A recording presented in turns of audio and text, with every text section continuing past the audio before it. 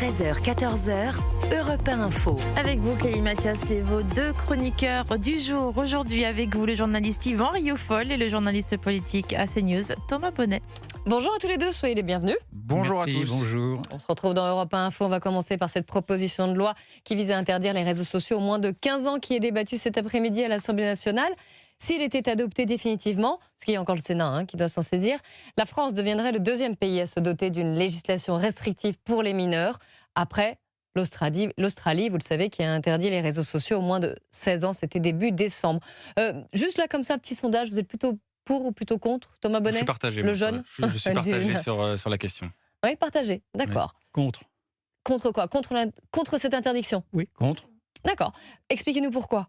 Oui, parce que c'est une fausse bonne idée. D'abord, on a recours à nouveau à ces genres de réformes sociétales qui sont le marqueur de la Macronie, c'est-à-dire avec la PMA pour toutes, l'IVG dans la Constitution, bientôt l'euthanasie, maintenant cette interdiction des réseaux, qui ne répondent pas à une urgence de réforme si l'on s'accorde à dire qu'il faudrait réformer urgemment l'endettement, la déculturation, etc. Donc il y a déjà une facilité de vouloir mimer une sorte d'audace qui n'en est pas une. Et en plus, c'est une fausse bonne idée, parce que d'abord, c'est une intrusion dans la vie des familles, c'est une sorte d'infantilisation du rôle des parents, parce que ça relève d'abord du rôle des parents que de surveiller effectivement l'usage des réseaux sociaux par leurs enfants, et donc ceci n'est pas pris en compte. Or, on peut très bien imaginer qu'il puisse y avoir des filtres parentaux, des techniques qui permettraient en effet d'éviter aux enfants d'avoir à passer leur temps sur TikTok, etc. Vous savez que ça, c'est la première chose. La deuxième chose, surtout, c'est que ça rentre dans un contexte beaucoup plus général, qui est une idée fixe de la part du président de la République lui-même,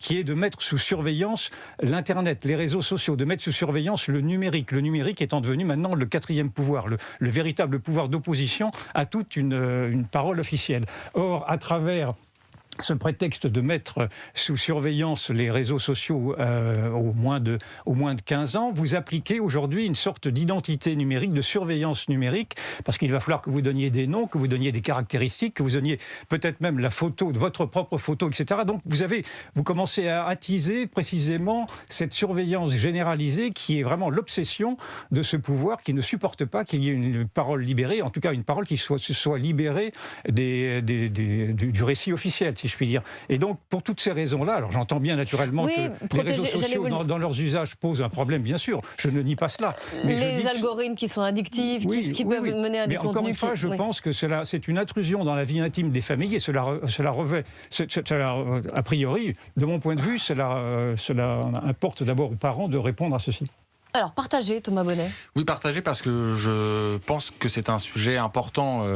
Contrairement à Yvan, je pense que vraiment les jeunes générations entre 10 et 15 ans aujourd'hui sont vraiment très connectées, très branchées à leurs écrans. Je pense qu'on ne mesure pas encore l'impact que vont avoir les réseaux sociaux sur le développement cognitif, sur la possibilité de se concentrer. Donc je pense en effet qu'il est urgent d'agir sur ce sujet-là. Donc je pense que c'est nécessaire. J'aurais aimé dans un monde idéal que les parents eux-mêmes s'emparent et la possibilité de réguler ça. Visiblement, c'est pas possible. Donc je pense que c'est aussi le rôle de l'État dans ces cas-là de s'emparer de cette question. En revanche, je suis partagé pour les mêmes raisons que vient d'exposer Yvan, c'est-à-dire que vous allez avoir une sorte d'identité numérique, c'est peut-être même l'appellation que ça aura, où chaque internaute devra faire la preuve de son identité pour son âge, mais en fait plus généralement, donc ce sera possiblement la carte d'identité. Et ça m'inquiète parce que c'est vrai que les réseaux sociaux, Internet de manière générale, c'est un espace de liberté crucial. Et je redoute le fait qu'on soit effectivement vers une surveillance, je ne sais pas si c'est le mot, mais en tout cas un contrôle, une régulation des paroles possibles sur les réseaux sociaux. Ça m'inquiète beaucoup, surtout venant d'autorités qui ont déjà démontré dans le passé leur volonté de réguler. Je rappelle quand même qu'Emmanuel Macron, dans sa tournée dans les APQR, parlait en permanence de ces labellisations des médias, de régulation des réseaux sociaux. Moi, je suis hostile vraiment à toute forme de volonté de cadenasser la parole. Ce qui est mis en avant, c'est surtout les algorithmes, le problème des réseaux sociaux. Écoutez Raphaël Glucksmann, député européen PS Place Publique, il était ce matin sur BFM TV. Quand vous prenez TikTok et que vous analysez leur rôle, par exemple, dans l'élection présidentielle en Roumanie, ils ont faussé cette élection. Ils ont fait monter un candidat de 3 à 25% simplement en le rendant viral. Nous n'avons aucun contrôle sur ces algorithmes. Ils sont aujourd'hui une menace pour la démocratie. Donc oui, il faut menacer de bannir TikTok et ensuite prendre le contrôle pouvoir surveiller ces algorithmes. Aujourd'hui, c'est à la fois une menace pour la santé mentale de nos enfants, c'est une sorte de fentanyl, une drogue qui est en train de vraiment pourrir l'esprit de nos mômes, et c'est une menace pour nos démocraties. Alors, je vous voyais secouer la tête, Thomas Bonnet, puis je vous donnerai la parole, bien sûr, Vous Yvan avez Rioufol. entendu la formule de Raphaël Glucksmann, il faut prendre le contrôle des algorithmes. Mais qu'est-ce que ça veut dire ? Ça veut dire imposer une vision, une perception, une idéologie, pourquoi pas, dans ces algorithmes pour être sûr, bien sûr, que les électeurs de demain voteront comme ils auront prévu qu'ils votent. Moi, je trouve ça terrifiant. Très honnêtement, je trouve ça terrifiant. Glucksmann démontre très exactement les dérives que je craignais, c'est-à-dire qu'au prétexte effectivement de mettre à l'abri toute une population jeune et en effet qui est perméable, je ne nie pas cela du tout. Vous voyez bien que lui-même fait le parallèle avec les élections roumaines qui n'ont rien à voir donc avec la jeunesse, puisque la jeunesse ne peut pas voter pour les élections roumaines, et que ces élections-là précisément ont été annulées par les autorités européennes au prétexte qu'il y aurait eu des malversations. Mais ce n'est rien comprendre aujourd'hui à ce qu'est maintenant ce monde numérique, cette nouvelle démocratie numérique qui en effet façonne une opinion à travers des réseaux sociaux, à travers les lanceurs d'alerte, à travers des regards qui sont des regards beaucoup plus réalistes. Mais vous êtes d'accord quand même qu'il faut essayer de contrôler ces algorithmes? Je ne suis pas d'accord du tout. Il ne faut pas contrôler. Alors, encore une fois, c'est un contrôle parental qui revient, me semble-t-il, à la vie intime des foyers, à la vie intime des parents. L'État n'a rien à y mettre là-dedans. Il y a encore une sorte de dérive totalitaire à vouloir à tout prix à ce que l'État maintenant se mêle des affaires des autres. Alors ça serait quoi? Faire plutôt, je ne sais pas moi, une formation, une éducation aux réseaux sociaux, apprendre à faire la différence entre... Il peut y avoir effectivement, des sanctions sur des dérives,